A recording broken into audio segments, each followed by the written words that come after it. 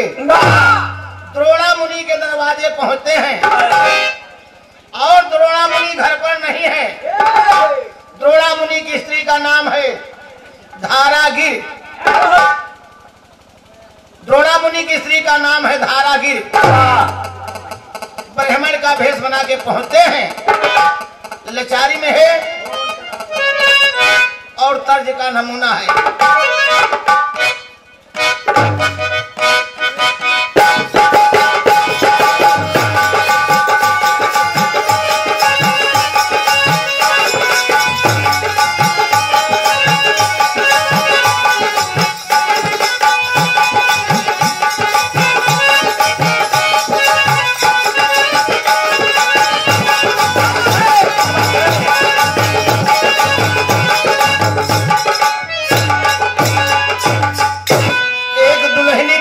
परदेश में और नौकरिया लोहे में लाग रहा है और वह कई घरा लैनिया के किनारे गाँव रहा है और जैसे रेलिया वही कहीं जाए। अरे तब वह का याद आई जाए पिया का। तो तर्ज का नमूना है कि तब सुधिया बालम कयावे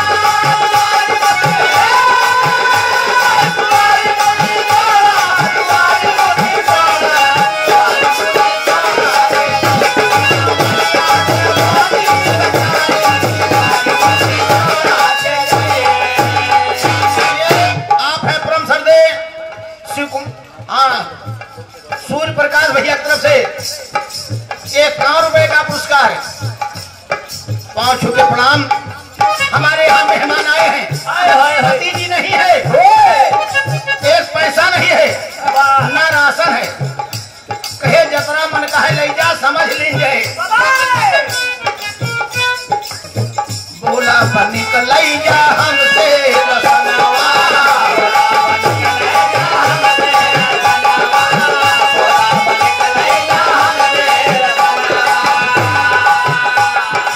ग्रामवासी निवासी अशोक कुमार भैया 101 रुपया पुरस्कार। ग्रामवासी निवासी चारिका प्रसाद भैया की तरफ से 101 रुपए का पुरस्कार। सब भैया को प्रणाम आशीर्वाद की प्रतिष्ठा करते हुए बोला बन निकलई जा हमसे रसनवा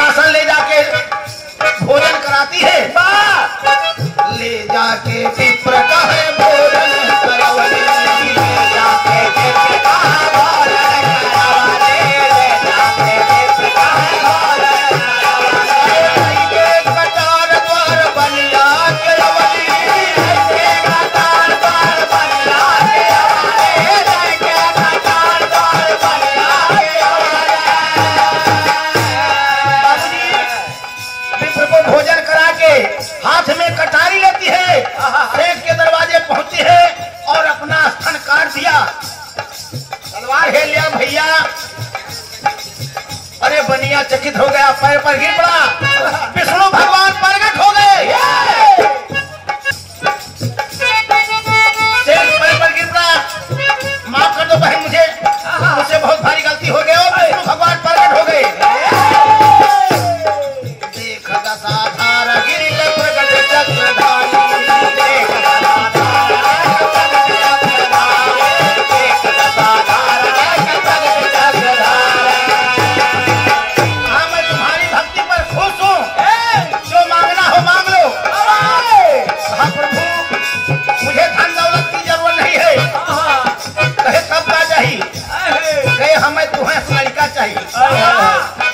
विष्णु भगवान कहे पैदा तो तोहरे ना हो। अरे द्वापर माँ दूध तोहर पियब महतारी हो, पियब महतारी।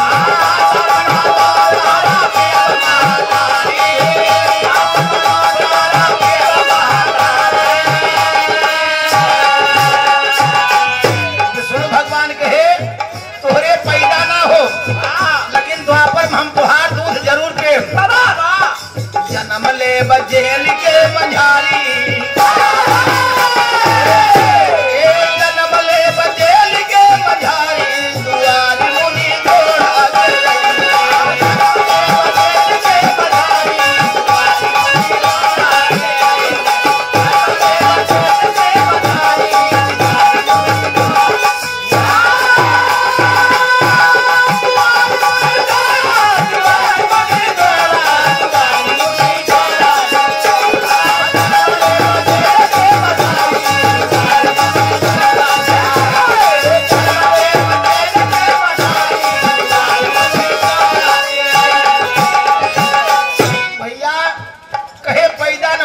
द्वापर में दूध तुहार जरूर प्रेम। बात ये सतयुग की, सतयुग बीता, त्रेता बीता, द्वापर आया। सतयुग बीता, त्रेता बीता, आ गया द्वापर। द्वापर में बनिया बनल कंस अभिमानी।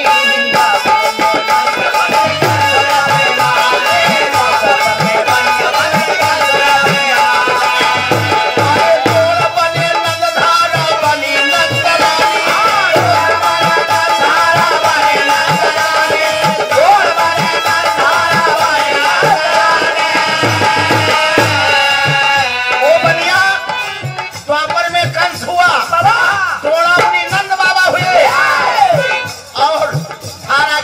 यशोदा हुई। अरे गोदिया मखियले मुरारी मखियले मुरारी दुआर मुनि तोड़ा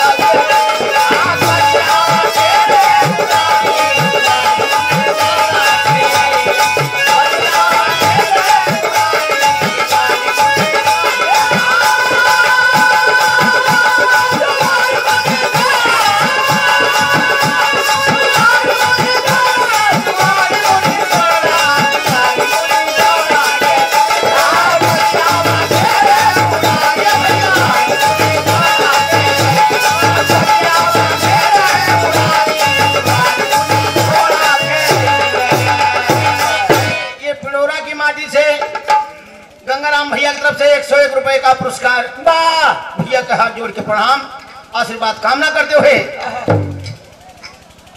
आखिरी लाइन है गुरु घराने का परिचय देते हुए। गुरु सीताराम भैल श्याम के जन्म